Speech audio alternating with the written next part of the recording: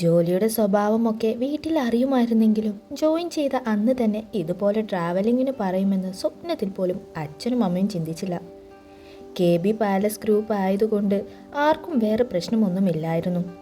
എന്നാലും ഒരു ചെറുപ്പക്കാരനായ MDക്കൊപ്പം 3 ദിവസം സ്റ്റേ. അച്ഛനും അമ്മയും ആശങ്കയിലായിത്തീരുന്നു. സത്യം പറഞ്ഞാൽ എനിക്ക് അവരെക്കാളും ടെൻഷനായിരുന്നു. അയാളുടെ ബിഹേവിയർ അത്രയ്ക്ക് ഇഷ്ടപ്പെട്ടിരുന്നില്ല എനിക്ക്. എന്നിട്ടും അച്ഛനോടും അമ്മയോടും ഞാൻ വലിയ കൂളായി പെരുമാറി. ഒടുവിൽ അവരും സമ്മതിച്ചു. എങ്കിലും സൂക്ഷിക്കണം എന്നുള്ള ഉപദേശവും നിർദ്ദേശവും അച്ഛനും അമ്മയും മാറി മാറി തന്നു. പോകുന്നതിൻ്റെ ഭാഗമായി കുറച്ച് ഷോപ്പിങ്ങും മറ്റും നടത്തി വന്നു. രാത്രി മുഴുവൻ ഇരുന്ന് പാക്കിംഗ് നടത്തി. അമ്മയുടെ വക ചില സ്പെഷ്യൽ ഉപദേശങ്ങൾ കൂടി ഉണ്ടായിരുന്നു. അഥവാ മോശമായി പെരുമാറിയാൽ എങ്ങനെ മർമ്മഭാഗത്ത് ഇടിക്കണമെന്ന് വരെയും അമ്മ ക്ലാസ് എടുത്തു തന്നു. അങ്ങനെ പിറ്റേന്ന് പെട്ടിയും കിടക്കയുമായി ഞാൻ പിറ്റേന്ന് രാവിലെ ഓഫീസിലെത്തി. ഇവിടുന്ന് പോകാമെന്ന് തീരുമാനിച്ചത്. അച്ഛനും കൂടെ ഉണ്ടായിരുന്നു. ആദിസറിൻ്റെ കോൾ വന്നു. മീറ്റിംഗ് ക്യാൻസലായിന്ന്. അവർക്ക് ഇന്നലെ എന്തോ ചെറിയ ആക്സിഡൻ്റ് ആയതുകൊണ്ട് മീറ്റിംഗ് 2 ആഴ്ച കഴിഞ്ഞേ ഉള്ളൂ വന്ന്. എനിക്ക് പെരുവിരലിൽ നിന്നും ദേഷ്യം കയറി. എങ്കിൽ പിന്നെ ഇയാൾക്ക് ഇന്നലെ നൈറ്റ് പറഞ്ഞൂടെ, വെറുതെ മനുഷ്യനെ മെനക്കെടുത്താൽ. അങ്ങനെ ഞങ്ങൾ വീട്ടിലേക്ക് തിരിച്ചു. അമ്മയ്ക്കും അച്ഛനും സത്യം പറഞ്ഞാൽ അത് കേട്ട് സന്തോഷമായി. എനിക്കാണെങ്കിൽ രാവിലെ എഴുന്നേറ്റ് ഒരുങ്ങി കെട്ടിയതിൻ്റെ ദേഷ്യവും. ഇന്നലെ പാക്കിംഗ് ഒക്കെ കാരണം നേരെ ചൊവ്വെ ഉറങ്ങാനും പറ്റിയില്ല. ഇനി കിടന്നുറങ്ങിയാൽ സമയത്തിന് ഓഫീസിൽ കയറാനും സാധിക്കില്ല. അയാളെയും അയാളെ 10 തലമുറയെയും തലയറിഞ്ഞ് പ്രാഗിക്കൊണ്ട് ഞാനിരുന്നു. Hello miss Renuka. ആദ്യം അവളുടെ ക്യാബിനിൻ്റെ വാതിലിനടുത്ത് നിൽക്കുകയായിരുന്നു. വാതിലിൽ ചാരി കൈയും കെട്ടി നിൽക്കുന്നവൻ്റെ മുഖത്ത് നോക്കാൻ അവൾ മടിച്ചു. ഇപ്പോൾ സമയം എത്രയായി കാണും രേണുകയുടെ വാച്ചിൽ? അവൻ്റെ ശബ്ദം മൂർച്ചയുള്ളതായിരുന്നു. അവൻ്റെ കണ്ണുകൾ അവളുടെ മുഖത്ത് തന്നെ പതിഞ്ഞിരുന്നു. ഉറ്റുനോക്കുന്ന അവൻ്റെ കണ്ണുകൾ കണ്ടതും അവളുടെ നട്ടലിലൂടെ ഒരു വിറയിൽ പടർന്നു. 1/2 മണിക്കൂർ കിടക്കാമെന്ന് വിചാരിച്ചു പോയതാ. പെട്ടെന്ന് അടുത്തൊരു റിലേറ്റീവ് മരിച്ചതുകൊണ്ട് അച്ഛനും അമ്മയും അങ്ങോട്ട് പോയി. താൻ കിടന്നു നല്ല ഉറങ്ങുകയും ചെയ്തു. എങ്ങനെയോ ചാടി എഴുന്നേറ്റപ്പോൾ ധൃതിയിൽ അടുത്തിരുന്ന മൊബൈലും വീണ് ഡിസ്പ്ലേ പൊട്ടി. ഏറ്റവും വൃത്തികെട്ട മോശം ദിവസമാണ്. അത് പോരാഞ്ഞ എന്ന മട്ടിൽ അവൾ കയറിയ ബസ്സും പഞ്ചറായി. 1/2 മണിക്കൂർ റോഡിൽ നിന്നപ്പോഴാണ് അടുത്ത ബസ് കിട്ടിയത്. ഓടിപ്പിടഞ്ഞു വന്നപ്പോഴേക്കും ഒരുപാട് ലേറ്റായിരുന്നു. മാന്യമായ ഒരു പുഞ്ചിരി ചുണ്ടിൽ വിരിച്ചു ധൈര്യം സംഭരിച്ച് അവൻ്റെ മുഖത്തേക്ക് നോക്കി പറഞ്ഞു, ഗുഡ് മോർണിംഗ് സർ. മോർണിംഗ്? അവൻ പരിഹസിച്ചു. Good afternoon miss Renuka. നിങ്ങളുടെ യൂണിവേഴ്സിൽ ഇപ്പോൾ 12 മണിക്ക് ഗുഡ് മോർണിംഗ് ആയിരുന്നോ? അവൾ കണ്ണുകൾ എറുകെ അടച്ചു. തീർന്നു. ജോലിക്കൊരു തീരുമാനമായി. ഇന്നു മുതൽ വീട്ടിലിരിക്കാം. റെസിഗ്നേഷൻ ലെറ്റർ ടൈപ്പ് ചെയ്തുകൊണ്ടുവന്ന് എന്നെ വന്ന് കാണും. ഞാനാകെ ഞെട്ടിധരിച്ചു പോയി. സർ. ഞാൻ വിളിച്ചുകൊണ്ട് അവൻ്റെ പുറകെ ഓടി. അവൻ്റെ ക്യാബിൻ്റെ ഡോർ തുറന്ന് അകത്തേക്ക് കടന്നതും പിന്നിൽ നിന്നും അവളും കടന്നു ചെന്നു. സർ, എൻ്റെ ഭാഗം കൂടി കേൾക്കാതെ ഇങ്ങനെ തീരുമാനിക്കരുത് പ്ലീസ്. അവൻ മേശയിൽ ചാരി നിന്ന് കൈ കെട്ടി അവളെ തന്നെ ഉറ്റുനോക്കി. എന്താ തൻ്റെ ഭാഗം, കേൾക്കട്ടെ? അവൻ്റെ കൂർപ്പിച്ചുള്ള നോട്ടം കണ്ട് അവൾ ഒന്ന് പതറി. എങ്കിലും ധൈര്യം സംഭരിച്ച് ആ കണ്ണുകളിൽ അവൾ നോട്ടം ഉറപ്പിച്ചു. ഇന്ന് യാത്ര ഉണ്ടായിരുന്നു എന്ന് പറഞ്ഞതുകൊണ്ട് രാത്രി മുഴുവൻ അതിൻ്റെ തിരക്കിലായിരുന്നു, പാക്കിങ്ങും മറ്റും. ഇവിടെ വന്നപ്പോഴാണ് സർ ക്യാൻസലായ കാര്യം പറഞ്ഞത്. പിന്നെ പോയി റെസ്റ്റ് ചെയ്തതാ. ഉറങ്ങിപ്പോയി. എൻ്റെ തെറ്റ് തന്നെയാ. പക്ഷേ ഇനി ആവർത്തിക്കില്ല സർ. സോറി. ഈ ഒരു തവണത്തേക്ക് ക്ഷമിക്കൂ. ഇനി സംഭവിക്കില്ല. ഒരു പതർച്ചയും സംഭവിക്കാതെ ശബ്ദം പുറത്തേക്ക് വന്നതിൻ്റെ ആശ്വാസത്തോടെ അവൾ നിന്നു. രേണുക, എൻ്റെ ഓഫീസിൽ എല്ലാവർക്കും ഒരു സ്ഥാനമുണ്ട്. അതിനപ്പുറം ഒരു പരിഗണന ആർക്കും തരാൻ കഴിയില്ല. ബിസിനസ് യാത്ര ആകുമ്പോൾ പലതും പ്രിപ്പയർ ആയിരിക്കണം. ചിലപ്പോൾ വിചാരിച്ചതിലും 1/2 മണിക്കൂർ മുമ്പേ പോകേണ്ടി വരും. ചിലപ്പോൾ ലാസ്റ്റ് മിനിറ്റ് ആയിരിക്കും ക്യാൻസലാകുന്നത്. അതുകൊണ്ട് യാത്ര ക്യാൻസൽ ആയതുകൊണ്ട് ഞാനും ചെന്ന് കിടന്നുറങ്ങട്ടെ. ഉത്തരവാദിത്യമായി പെരുമാറാൻ പഠിക്കണം. താൻ ഫ്രഷ് ആയതുകൊണ്ട് മാത്രം ഇന്നൊരു തവണ ഞാൻ ക്ഷമിച്ചിരിക്കുന്നു. ഇനി ഉണ്ടായാൽ രാജിക്കത്ത് എൻ്റെ മേശയിൽ വെച്ചിട്ട് സംസാരിച്ചാൽ മാത്രം മതി. കടുപ്പത്തോടെ അവൻ പറഞ്ഞു നിർത്തി. അവളും കുലുക്കി സ്വന്തം പ്ലേസിൽ പോയി. സംസാരമെല്ലാം കേട്ടുകൊണ്ട് നിന്ന ദീപ്തിയുടെ മുഖം വാടി. രേണുകയെ പറഞ്ഞു വിടുമെന്ന് വിചാരിച്ചിരുന്നതാ. നേരിട്ട് ചോദിച്ചാൽ അവനൊന്നും പറയില്ല. അവൾ ആദിയുടെ റൂമിലേക്ക് ചെന്നു. സർ, രേണുകയുടെ റിസൈൻ ലെറ്റർ ചോദിച്ചിരുന്നു. ഞാൻ കരുതി സർ അവളെ പറഞ്ഞു വിടുമെന്ന്. സർ അറിയാതെ പറ്റിയതായിരിക്കും രേണുകയ്ക്ക്. ഒരു തവണ ക്ഷമിച്ചൂടെ? വാണിംഗ് കൊടുത്തു വിട്ടിട്ടുണ്ട്. ഒരു ദിവസം ലേറ്റായി വന്നതിന് പറഞ്ഞു വിടണമായിരുന്നെങ്കിൽ ദീപ്തി അടക്കം ഇവിടുത്തെ ഒരു സ്റ്റാഫ് കാണില്ല. ദീപ്തിയുടെ മുഖം വല്ലാതെയായി. അവളത് പുറമേ കാണിച്ചില്ല. പുതിയ ഗവൺമെൻറ് പ്രോജക്റ്റ് പ്രോസസ്സിംഗ് എല്ലാം എന്നോട് മാത്രമേ ഷെയർ ചെയ്യാവൂ. ഒരു ഡീറ്റെയിൽസും വെളിയിൽ പോകരുത്. രേണുകയോടും പറഞ്ഞേക്കൂ. എന്നിട്ട് അയാളോട് ഇവിടേക്ക് വരാൻ പറയും.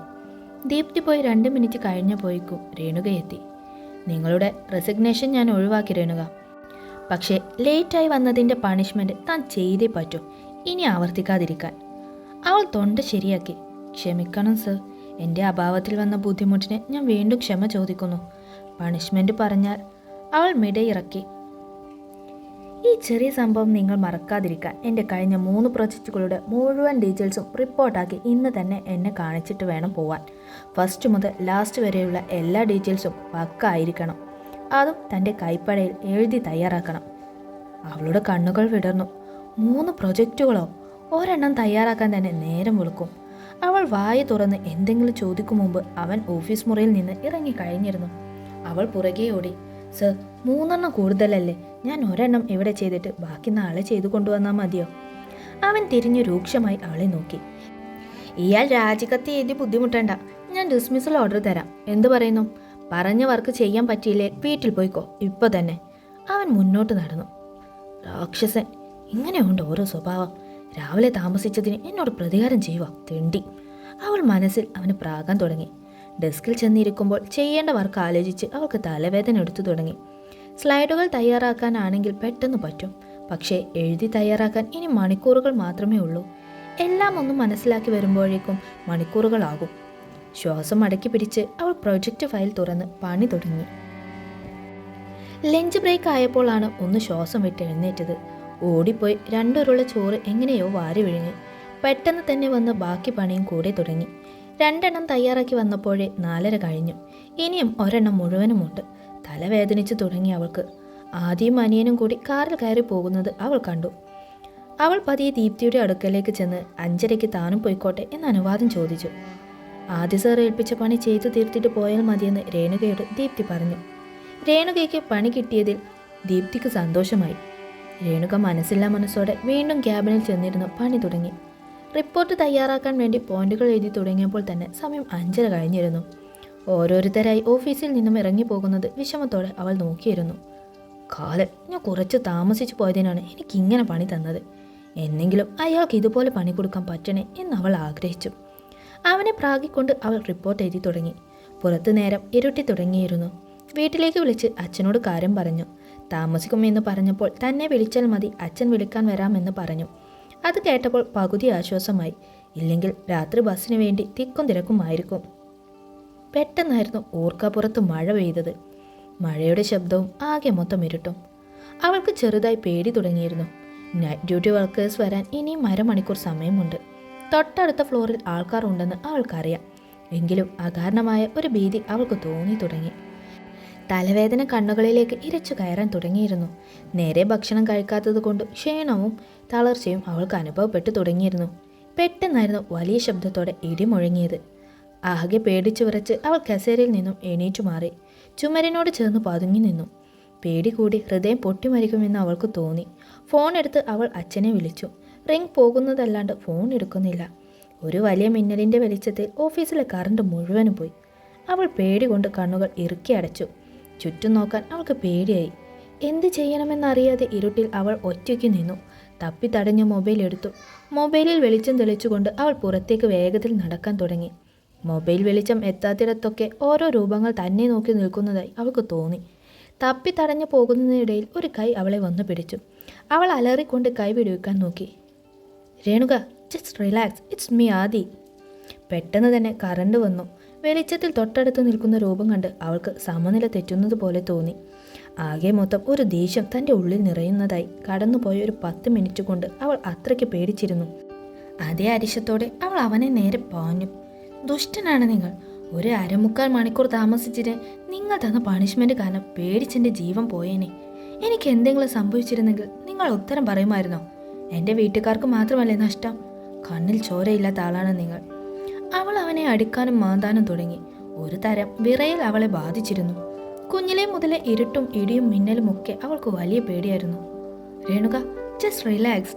അവൻ വീണ്ടും അവളെ സമാധാനിപ്പിക്കാൻ നോക്കി. ഹിസ്റ്റീരിയ ബാധിച്ചതുപോലെയായിരുന്നു അവളുടെ പെരുമാറ്റം. അവനെ അടിക്കുന്നതിനൊപ്പം അവൾ കരയുകയും ചെയ്യുന്നുണ്ടായിരുന്നു. എന്തു പറഞ്ഞിട്ടും അവൾ സമാധാനപ്പെടുന്നില്ല എന്ന് കണ്ടു അവൻ അവളെ നെഞ്ചോട് ചേർത്ത് പിടിച്ചു ആശ്വസിപ്പിക്കാൻ തുടങ്ങി. അവൾ കുതറി മാറിക്കൊണ്ടിരുന്നു. ഞാൻ മരിച്ചു പോയേനെ എന്ന് മാത്രം അവൾ പറഞ്ഞുകൊണ്ടിരുന്നു. അവൾ ആകെ പേടിച്ചു പോയിരുന്നു എന്ന് അവന് മനസ്സിലായി. അവൻ അവളുടെ തോളിൽ പതിയെ തട്ടിക്കൊണ്ടിരുന്നു. ഒട്ടൊരു നിമിഷത്തിനു ശേഷം അവൾ ശാന്തമായി. അവളുടെ മുഖം കൈകളിലേക്ക് എടുത്തു. Sorry, I am really very sorry. താൻ ഇവിടെ ഉണ്ടായിരിക്കുമെന്ന് എനിക്കൊരു ഐഡിയയും ഇല്ലായിരുന്നു. താഴെ നിന്ന് സെക്യൂരിറ്റി വിളിച്ചു പറഞ്ഞപ്പോഴാണ് താൻ ഇവിടെ ഉണ്ടെന്ന് ഞാൻ അറിഞ്ഞത്. അതാണ് ഞാൻ പെട്ടെന്ന് വന്നത്. ഞാൻ ദീപ്തിയോട് തന്നോട് 5:30 തന്നെ ഇറങ്ങാൻ പറയണമെന്ന് പറഞ്ഞിരുന്നു. എന്നോട് ആരും ഒന്നും പറഞ്ഞില്ല. അവൾ കരച്ചിലോടെ വിക്കി പറഞ്ഞു. Sorry Renuka, sorry. കരച്ചിൽ നിർത്തിയെങ്കിലും അവൾ ഏങ്ങലടിച്ചു കൊണ്ടിരുന്നു. ഒട്ടൊരു നിമിഷത്തിന് ശേഷമാണ് അവൾക്ക് താൻ നിൽക്കുന്നത് എങ്ങനെയെന്ന് മനസ്സിലായത്. 2 കൈകളും അവനെ മുറുക്കി പിടിച്ചിരുന്നു. അവനും തന്നെ ചേർത്ത് പിടിച്ചിട്ടുണ്ട്. അവളുടെ ഹൃദയമിടിപ്പ് വർദ്ധിക്കാൻ തുടങ്ങി.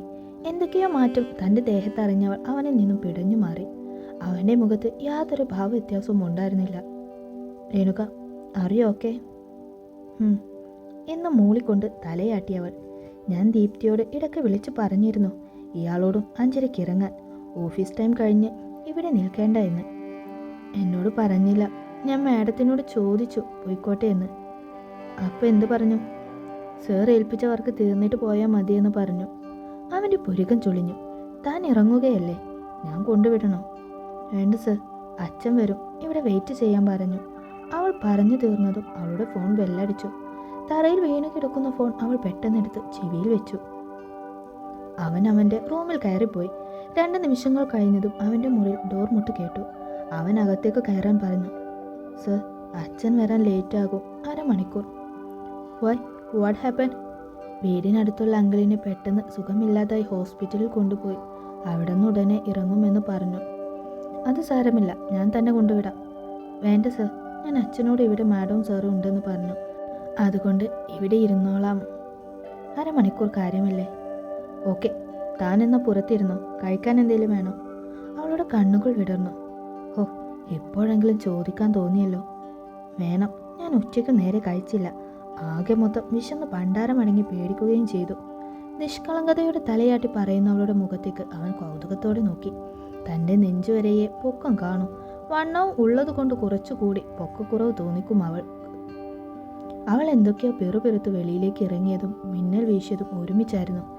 നിലവിളിയോടെ അവനടുത്തേക്ക് ഓടിയവൾ അകത്തു കയറി ചെവി പൊത്തി തറയിൽ കമിഴ്ന്നിരുന്നു. അവനാകെ അന്താളിച്ച് അവളെ തന്നെ നോക്കി. എന്താടോ, എന്തു പറ്റി? അവൻ അവളടുത്തേക്ക് വന്നു. മിന്നൽ, പേടിയാണ്, അവൾ എങ്ങനെയോ പറഞ്ഞൊപ്പിച്ചു. തീർന്നതും ഈടി ശബ്ദം കേട്ടതും ഒരുമിച്ചായിരുന്നു. അവൾ ചെവിയിൽ കൈ തിരുകി കണ്ണുകൾ അടച്ചു പിടിച്ചു. ഇയാളെന്താ കൊച്ചുകുട്ടിയാണോ ഇത്രയ്ക്ക് പേടിക്കാൻ? ചെവിൽ നിന്ന് കൈയെടുത്തേ. ഇല്ല, എനിക്ക് പേടി, ഞാൻ എടുക്കില്ല. അവന് തമാശ തോന്നി. ഡോ, തൻ്റെ ബോസാണ് പറയുന്നത്, കൈയെടുക്ക്. ഇല്ല. അവൾ തല അങ്ങോട്ടും ഇങ്ങോട്ടും മാറ്റി. അവൻ അവൾക്കൊപ്പം മുട്ടുകുത്തി തറയിലേക്കിരുന്നു. എന്നിട്ട് ബലമായി അവളുടെ കൈകൾ ചെവിയിൽ നിന്നും എടുത്തു. സർ പ്ലീസ്, അവൾ ദയനീയതയോടെ അവനെ വിളിച്ചു. ഓർക്കാപ്പുറത്ത് അടുത്ത മിന്നലിൻ്റെ വെട്ടം അവിടെ വീശി. ഉടനെ തന്നെ ഇടിയും വരുമെന്ന് പേടിച്ചവൾ ബലമായി അവൻ്റെ കയ്യിൽ നിന്നും അവളുടെ കൈ വിടുവിക്കാൻ ശ്രമിച്ചു. മുട്ടുകുത്തിയിരുന്ന അവൻ്റെ ബാലൻസ് തെറ്റി പിറകിലേക്ക് മറിഞ്ഞു. 2 കൈയും അവളുടെ കയ്യിലേക്ക് കൊരുത്തു പിടിച്ചിരുന്നതിനാൽ അവനോടൊപ്പം അവളും മറിഞ്ഞു. താഴെ വീണവൻ്റെ മേലേക്ക് അവൾ തെറിച്ചു വീണു. പെട്ടെന്നാണ് ഇടി ശബ്ദം കേട്ടത്. അവൾ കുറച്ചുകൂടി അമർന്നു കിടന്നു. ശബ്ദം കേട്ട് നിന്നതും കണ്ണുകൾ തുറന്നവൾ തൻ്റെ മാറിൽ ഒരു സ്പർശനം. ഞെട്ടി നോക്കിയവൾ അവൻ്റെ മുഖം തൻ്റെ നെഞ്ചിൽ പതിഞ്ഞിരിക്കുന്നു. അവൾ എഴുന്നേൽക്കാൻ വെപ്രാളം കാട്ടി. ഉരുണ്ടെങ്ങനെയൊക്കെയോ മാറി തറയിൽ കിടന്നു. മലർന്നു കിടന്നവൻ പെട്ടെന്ന് അവളുടെ മേലെ പൊങ്ങി വന്നു. അവൾ ഞെട്ടി നോക്കിയതും അവളുടെ കഴുത്തിനിടയിൽ മുഖം പൊഴുത്തി അവൻ കടിച്ചു. അവൾ അവനെ തള്ളി മാറ്റി എഴുന്നേറ്റു. സാർ എന്തിനാ എന്നെ എപ്പോഴും കടിക്കുന്നത്? നീ എന്നെ വേദനിപ്പിച്ചു. അവൻ ഒരു വല്ലാത്ത ചിരിയോടെ പറഞ്ഞു. വേദനിപ്പിച്ചോ? എപ്പോ? ഇപ്പോൾ അതിന് ഞാൻ ഒന്നും ചെയ്തില്ലല്ലോ. എനിക്ക് ശ്വാസം മുട്ടി. സാർ എന്തൊക്കെയായി പറയുന്നത്? ഞാൻ എപ്പോൾ ശ്വാസം മുട്ടിച്ചു? അവൾ മനസ്സിലാകാതെ നോക്കി. അവളുടെ മാറിനെ കണ്ണുകൾ കൊണ്ട് ഒഴിഞ്ഞവൻ. നിന്റെ നെഞ്ചു കാരണം എനിക്ക് ശ്വാസം മുട്ടി, അതുകൊണ്ട് തിരിച്ചു തന്നതാ. അവളുടെ കണ്ണ് മെഴിഞ്ഞു വന്നു. 2 കൈ കൊണ്ട് നെഞ്ചിന് കുറുകെ കൈവച്ചവൾ. അയ്യടാ, ഓരോരടവ് കൊണ്ട് ഇറങ്ങിയിരിക്കുക കാലൻ. അവൾ അവനു നേരെ പൊട്ടിത്തെറിച്ചു. നിങ്ങളോട് ഞാൻ പറഞ്ഞോ എൻ്റെ അടിയിൽ വന്ന് കിടക്കാൻ? എന്നിട്ട് ശ്വാസം മുട്ടി പോലും. അതിന് കടിച്ച ശ്വാസം മുട്ട് മാറുമോ? ഞാൻ നിന്നോട് നേരത്തെ പറഞ്ഞല്ലോ തുല്യതയിൽ വിശ്വസിക്കുന്നു എന്ന്. എനിക്ക് കിട്ടുന്നത് ഞാൻ തിരിച്ചും തരും. ആണോ? എങ്കിൽ അതിനു പകരം എന്നെ സാറിൻ്റെ നെഞ്ചിന് താഴെ കിടത്തി വേണം ശ്വാസം മുട്ടിക്കാൻ, അല്ലാതെ കടിക്കുകയല്ല ചെയ്യേണ്ടത്. അവൻ അവളെ വല്ലാത്ത ഭാവത്തോടെ നോക്കി. അവളും താൻ എന്താ ഇപ്പോൾ പറഞ്ഞ് എന്ന രീതിയിൽ അന്തം വിട്ട് വായും പൊത്തി നിന്നു. ഓഹോ, അവൻ ചിരിച്ചു. ഞാൻ വേറൊന്നും ഉദ്ദേശിച്ച് പറഞ്ഞതല്ല. അവൻ പയ്യെ അവളുടെ അടുത്തേക്ക് വന്നു. നിനക്ക് എൻ്റെ നെഞ്ചിനടിയിൽ കിടന്ന് ശ്വാസം മുട്ടണോ? കാറ്റ് പോലെ അവൻ്റെ ശബ്ദം കേട്ടതും അവൾ ഞെട്ടി പുറകോട്ട് മാറി. അതിനനുസരിച്ച് അവന് മുന്നോട്ട് വന്നു. പുറകിലെ ചുവരിൽ സ്പർശനം അറിഞ്ഞവൾ ഞെട്ടി നിന്നു. രണ്ട് കൈയും അവൾക്ക് ഇരുവശം മുങ്ങി അല്പം താഴ്ന്ന് അവളുടെ കണ്ണുകളിലേക്ക് നോക്കി. അവൻ്റെ നോട്ടം ഏൽക്കാനാകാതെ കണ്ണുകൾ മാറ്റിയവൾ. നീ താങ്ങില്ല മോളെ എന്നെ. അവനൊരു കള്ളച്ചിരിയോടെ നിവർന്നു. മീശ കൈക്കൊണ്ട് ഒഴിഞ്ഞ് അവളെ അടിമുടി നോക്കി. നല്ല വണ്ണമുണ്ടല്ലോ നീ. നിന്നെ ഹാൻഡിൽ ചെയ്യാൻ ബുദ്ധിമുട്ടായിരിക്കും. പെട്ടെന്ന് അവൾക്ക് ദേഷ്യം വന്നു. വണ്ണം പറഞ്ഞ് കളിയാക്കുന്നത് അവൾക്ക് ഇഷ്ടമേ അല്ല. നാണമില്ലല്ലോ സാറിന് ബോഡി ഷേമിങ് നടത്താൻ. വിദ്യാഭ്യാസവും പണവും ഉണ്ടായിട്ട് കാര്യമില്ല, വിവരമില്ല, അവൾ ക്ഷോഭത്തോടെ പറഞ്ഞു. അതിന് ഞാൻ ബോഡി ഷേമിങ് നടത്തിയതല്ല, ബെഡിൽ നിന്നെ ഹാൻഡിൽ ചെയ്യാൻ പാടായിരിക്കുമെന്ന്. എനിക്കിതുപോലെ പഞ്ഞിക്കെട്ട് പെൺപിള്ളേരുമായി എക്സ്പീരിയൻസ് ഇല്ല, അതുകൊണ്ടാ. അവളുടെ കണ്ണുകൾ മെഴിഞ്ഞു. ഇയാൾ എന്തൊക്കെ ഈ പറയുന്നേ? നിങ്ങൾ എന്നെ തെറ്റിദ്ധരിച്ചു. ഞാൻ ശ്വാസം മുട്ടണം എന്ന് പറഞ്ഞത് അത് ഉദ്ദേശിച്ചല്ല. ഏത്? അതെന്താണെന്ന് സാറിനറിയാം. അറിയില്ല. എന്താണ്? അവളുടെ വട്ടമുഖം ചുവന്നു വരുന്നത് അവൻ കൗതുകത്തോടെ നോക്കി. You are like a baby dog, the cute little one. അതാണ് വണ്ണത്തിൻ്റെ പേര്. ബോഡി ഷേമിങ് നടത്തിയതല്ല. ശ്വാസം മുട്ടുന്ന കാര്യമൊക്കെ മറന്നേക്ക്. താൻ എൻ്റെ ടൈപ്പല്ല. I just want a special lady, aggressive one. അല്ലാതെ തന്നെ പോലെ നോക്കുമ്പോഴേ വിറക്കുന്ന, അടുത്ത് വരുമ്പോൾ ശ്വാസം വിടാൻ മറക്കുന്ന ടൈപ്പ് ഗേൾസ് എനിക്ക് പറ്റില്ല. അവളൊന്നും മിണ്ടിയില്ല. അയാൾ ഇങ്ങനെയൊക്കെ പറയുമ്പോൾ മനസ്സിൽ എന്തോ പോലെ. എന്തോന്നാ സംഭവിക്കുന്നത് ഒന്നും മനസ്സിലാകുന്നില്ല. ഫുഡ് കൊണ്ടുവന്നെന്ന് പറഞ്ഞ് ആദ്യ താഴേക്ക് ഇറങ്ങിപ്പോയി. തിരികെ അവൻ കയറി വന്നപ്പോൾ ആകാംക്ഷയോടെ അവൾ അവൻ്റെ കൈകളിലേക്ക് നോക്കി. വലിയ കവറുണ്ട്. അവൻ അവളുടെ കയ്യിലേക്ക് കവർ കൊടുത്തു. അകത്തെ മുറിയിൽ പ്ലേറ്റൊക്കെ കാണും. താൻ ഇതൊന്ന് സെർവ് ചെയ്യും. അവൾ വാങ്ങി അകത്തേക്ക് പോയി. ഇത്തവണ അവൾക്ക് വലിയ പേടിയൊന്നും തോന്നിയില്ല. ആദ്യം വിശ്വസിക്കാൻ തോന്നുന്നുണ്ട്. ഇടയ്ക്കൊക്കെ രാക്ഷസ സ്വഭാവം എടുക്കുമെങ്കിലും വൃത്തികെട്ടവനാണെന്നും തോന്നുന്നില്ല. മാത്രമല്ല ഞാൻ അയാളുടെ ടൈപ്പ് അല്ലല്ലോ. അവൾ കവർ തുറന്നു. ബിരിയാണിയുടെ മണം അവിടെ നിറഞ്ഞു. 2 ബിരിയാണിയും 2 നൂഡിൽസും. ബിരിയാണി പ്ലേറ്റിലാക്കി അവൾ അവനടുത്ത് നടന്നു. അവന് കൊടുത്തു. അവളും കുറച്ച് മാറിയിരുന്നു. നാവിൽ വെച്ചതേ അവളിൽ നിന്നും ശബ്ദം ഉയർന്നു. നല്ല രുചിയുണ്ട്. കഴിച്ചു കുറച്ചായപ്പോൾ അച്ഛൻ വിളിച്ചു. ഇങ്ങോട്ടേക്ക് വരികയാണെന്ന്. അവൾ പെട്ടെന്നെല്ലാം വാരി വേഗത്തിൽ കഴിച്ചു. ഇനിയും 2 നൂഡിൽസ് മിച്ചമുണ്ട്. ബാക്കി വന്ന ഫുഡ് വേസ്റ്റ് ആക്കണ്ട. തനിക്ക് വിശപ്പായതുകൊണ്ട് ഒരുപാട് കഴിക്കണമെന്ന് തോന്നിയാലോ എന്ന് കരുതി വാങ്ങിയതാണ്. താൻ കൊണ്ടുപോയിക്കോ. കേട്ട പാതി അവൾ അകത്തേക്കൂടി ഫുഡ് കവറും കൊണ്ടുവന്നു. അച്ഛൻ എത്തിയെന്ന് ഫോൺ വന്നു. അവൾ അവനോട് ചോദിച്ചിട്ട് പോകാനിറങ്ങി. ലിഫ്റ്റ് അടുത്തേക്ക് എത്തിയതും ഒരു പെണ്ണ് അവളെ കടന്ന് അകത്തേക്ക് പോയി. ആരാന്നെന്ന് ആലോചിച്ച് അവൾക്കൊരു പിടിയും കിട്ടിയില്ല. ആദ്യ സാറിന് കാമുകി ഉണ്ടായിരുന്നോ? വീട്ടിലേക്ക് വണ്ടിയിൽ ഇരിക്കുമ്പോഴും അവളുടെ ചിന്ത അത് തന്നെയായിരുന്നു. താമസിച്ചതിന് അമ്മയുടെ കയ്യിൽ നിന്നും വഴക്ക് കിട്ടിയെങ്കിലും അച്ഛൻ സപ്പോർട്ട് ചെയ്തു. അവിടെ മാഡം സാറും ഒക്കെ ഉണ്ടല്ലോ എന്നായിരുന്നു അച്ഛൻ്റെ വാദം. ഇതേ സമയം ഓഫീസിൽ അവൻ്റെ റൂമിലേക്ക് കയറുകയായിരുന്നു അവൾ. ഹായ് അതി. പരിചിതമായ ശബ്ദം കേട്ടവൻ തലയുയർത്തി നോക്കി. ഹായ് ഗീതു, എന്ത് ഈ സമയത്ത്? അതെന്താ, എൻ്റെ അനിയത്തിയുടെ കാമുകനെ കാണാൻ വരാൻ എനിക്ക് പ്രത്യേക സമയമുണ്ടോ? കാമുകൻ്റെ മുന്നിൽ ഒരു കാര്യം നീ ചേർത്തില്ല. എക്സ്, അവൻ ചിരിയോടെ പറഞ്ഞു. XYZ കാമുക. ആരെയും എന്നെ വിട്ടിട്ട് പോയതാ. മെയിൽ കണ്ടപ്പോൾ മുതൽ സമാധാനം കിട്ടുന്നില്ല. അതാ എന്താണെന്ന് നോക്കിയിട്ട് പോകാമെന്ന് വിചാരിച്ചു. നീ എനിക്ക് അയച്ച മെയിൽസൊക്കെ ചെക്ക് ചെയ്തു ഞാൻ. കൂട്ടത്തിലൊരു ബ്ലാക്ക് ഷിപ്പ് ഉണ്ടെന്ന് നിനക്ക് തോന്നുന്നുണ്ടോ? അറിയില്ല ഗീതു, ചില പൊരുത്തക്കേടുകൾ തോന്നുന്നുണ്ട്. ആരോ കളിക്കുകയാണ്. ഏതു നിമിഷവും പുറകിൽ നിന്നും ഒരു കുത്ത് ഞാൻ പ്രതീക്ഷിക്കുന്നുണ്ട്. ഓക്കെ, ഞാൻ ആര്യനോട് പറയാം. ഫയൽസൊക്കെ ഞാൻ അവനെ കാണിച്ചു. എല്ലാവരെയും പറ്റി അവൻ അന്വേഷിക്കട്ടെ. പുതിയ ആള് വന്നോ? How is she? ഏയ്, ഒരു പാവം കൊച്ചാണ് രേണുക. ആദ്യം ഞാനും ഒന്ന് ഡൗട്ട് അടിച്ചതാ. പക്ഷെ കുഴപ്പമില്ല, വിശ്വസിക്കാൻ കൊള്ളാമെന്ന് തോന്നുന്നു. പിന്നെ ഒരു പ്രശ്നമുണ്ട്. എന്തു പ്രശ്നം? അവളുടെ നെറ്റി ചുളിഞ്ഞു. എന്നെ ദേഷ്യം പിടിപ്പിക്കുകയാണ് അവളുടെ പരിപാടി. വേണ്ട വേണ്ട എന്ന് വെച്ചാലും എൻ്റെ പഴയ സ്വഭാവം അവൾ എടുപ്പിക്കും. അയ്യോ, അപ്പോൾ ആ കൊച്ചിൻ്റെ കാര്യത്തിൽ ഒരു തീരുമാനമായി. നിന്റെ ഈ മുൻകോപം എടുത്തുചാട്ടമൊക്കെ ആദ്യം നിർത്തണം. ഇല്ലേ കൂടെ നിൽക്കാൻ ആരും കാണില്ല. ആ പണ്ടത്തെ സ്വഭാവം കാരണമല്ലേ നിന്റെ അനിയത്തിയും എന്നെ വിട്ട് രക്ഷപ്പെട്ടു ഓടിയത്. ഡാ, ഞാൻ ചുമ്മാ പറഞ്ഞതാടി. അല്ലെങ്കിലും ഞാനും അവളും ഒരുമിച്ചൊരു ഫ്യൂച്ചർ പോസിബിൾ ആയിരുന്നില്ല. നിന്റെ തന്തയുടെ ചൊറിഞ്ഞ വർത്തമാനം കേൾക്കാൻ എനിക്ക് പറ്റില്ല. അതിനാരും തന്നെയാ ബെസ്റ്റ്. എങ്ങനെ സഹിക്കുന്നു അവൻ? അച്ഛനൊരു പ്രശ്നം തന്നെയാ. ഞാൻ ആര്യനെ അച്ഛനുമായി അധികം മിങ്കിൾ ചെയ്യാൻ വിടില്ല. എനിക്ക് സമാധാനമായി ജീവിക്കണം. പിന്നെ നിന്റെ ബ്രേക്കപ്പ് കാര്യം, ടു ബി ഹോണസ്റ്റ്, നിന്റെ സ്വഭാവം തന്നെയാണ് മെയിൻ കാരണം. കെലിപ്പൻ കേന്താരിയും ഒക്കെ കേൾക്കുമ്പോൾ പുളകം വരുമെങ്കിലും സഹിക്കാൻ കുറച്ച് പാടാ. അതിൽ നിന്നെ കലിപ്പൻ എന്ന് വിളിക്കാൻ പറ്റില്ല. നീ അതൊക്കും മേലെ. ആദ്യം പൊട്ടിച്ചിരിച്ചു. ഇപ്പം അങ്ങനെയല്ല ഗീതു, എനിക്ക് നല്ല മാറ്റമുണ്ട്. ഓവേ, വിശ്വസിച്ചു. അവൾ അവനെ കളിയാക്കി. എന്തായാലും ഞാൻ ഇറങ്ങുന്നു. ആര്യൻ എല്ലാവരെയും പറ്റി ഒന്ന് അന്വേഷിക്കട്ടെ. സമയമെടുക്കും കേട്ടോ. അവൻ തലയാട്ടി സമ്മതിച്ചു. അവൾ പുറത്തേക്ക് പോയി. ഗീതുവും ആദിയും ഒരുമിച്ച് പഠിച്ചവരാണ്. ഒപ്പം നല്ല സുഹൃത്തുക്കളും. ഗീതുവിൻ്റെ അച്ഛൻ രവിയും ആദിയുടെ അച്ഛൻ ബാലചന്ദ്രനും നല്ല സുഹൃത്തുക്കളായിരുന്നു. ഗീതു തെറിച്ച സ്വഭാവമായിരുന്നു, വായാടി. പക്ഷേ രവിയുടെ രണ്ടാമത്തെ മകൾ അഞ്ജലി പഞ്ചപാവമായിരുന്നു. കോളേജിൽ പഠിക്കുമ്പോൾ ഇരുവരുടെ ജൂനിയർ ആയിരുന്നു അഞ്ജലി എന്ന അഞ്ജു. പാവം സ്വഭാവം ആയതുകൊണ്ട് തന്നെ അഞ്ജുവിനെ ആദിക്ക് ഭയങ്കര ഇഷ്ടമായിരുന്നു. ആ ഇഷ്ടം പ്രണയത്തിലേക്ക് മാറി. ആദ്യമൊന്നും പ്രശ്നമില്ലായിരുന്ന ബന്ധത്തിന് പോകെ പോകെ ഓരോ പ്രശ്നങ്ങളുണ്ടായി. ആദിയുടെ സ്വഭാവം തന്നെയായിരുന്നു പ്രധാന കാരണം. ഒടുവിൽ മുന്നോട്ട് പോകില്ലെന്ന് മനസ്സിലായി രണ്ടുപേരും പിരിഞ്ഞു. ആദ്യമായി പ്രണയമാണെന്ന് അഞ്ജുവിൻ്റെ വീട്ടിൽ പക്ഷെ ആരോ പറഞ്ഞു കൊടുത്തു. അങ്ങനെ അമേരിക്കയിൽ സെറ്റിലായ ഡോക്ടറെ കൊണ്ട് അഞ്ജുവിൻ്റെ കല്യാണം പെട്ടെന്ന് നടത്തി രവി.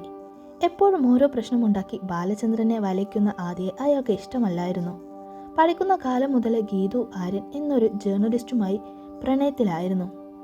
അനാഥൻ എന്നൊരു ഒറ്റ കാരണത്താൽ രവി വിവാഹത്തിന് സമ്മതിച്ചില്ല. ഒടുവിൽ ആദി തന്നെ ഇടപെട്ട് രജിസ്റ്റർ മാരേജ് നടത്തി കൊടുത്തു. ഇപ്പോൾ രവി പഴയതൊക്കെ മറന്ന് രണ്ടുപേരെയും സ്വീകരിച്ചു. ഒരു ബൊട്ടിക്ക് നടത്തുന്നുണ്ട് ഗീതു, ഒപ്പം ബ്യൂട്ടി പാർലറും. അതേസമയം ഫ്ലാറ്റിൽ ബെൽ കേട്ട് ശ്രീദേവ് ചെന്ന് കതവ് തുറന്നു. വശ്യമായി ചിരിച്ചുകൊണ്ട് ദീപ്തി അകത്തേക്ക് കയറിയ പാടെ അവളെ ചൂരൽ ചേർത്ത് പിടിച്ച് അവൻ ചുംബിക്കാൻ തുടങ്ങി. വന്യമായ ചുംബനത്തിൽ അവൾ തളർന്നു തുടങ്ങി. നാവ് കൊണ്ട് കെട്ടുപിടഞ്ഞു. അവന്റെ ശരീരം ചൂട് പിടിക്കുന്നതായി തോന്നി.